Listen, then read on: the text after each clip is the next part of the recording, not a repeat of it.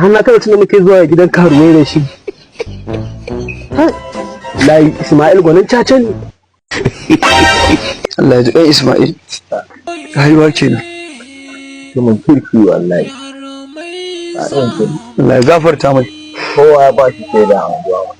Akwai sallah akan lokaci. Sarki. A masallaci ga ka faɗa na gana shi. Allah sai.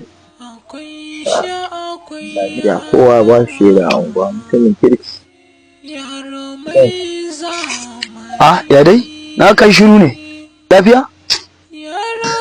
Wallahi har na taɓa tunan muke zuwa gidan karuwai da shi. Layi Ismail gwanin caca ne. Ya mutu mana. A'a. Ismail bai ɗauki kawalci komai ba.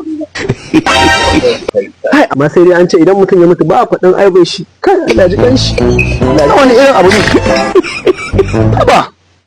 Ya riga mu gidan. Amma akwai wata kwastoma shi tana bin shi bashi a gidan na ya kamata a biya ta. Allah ji ɗan shi. Aikin banza kukan banza kake ka gama tona mai asiri. Hawa da Allah. Wannan wani irin shirme ne. A'a. Yanzu za ka ja a dashe shi a yi ta dukan shi. Banza kawai. Allah ya fi mana kurakuran mu. Haba. Amma a biya bashin nan wallahi ya tara bashi a gidan nan. Inda kuɗin kenan. Inda ya riga ya ci kuma ya riga ya tafi wallahi ba wanda zai biya mashi. Kawo mana abincin nan. Yana nan yana hanya.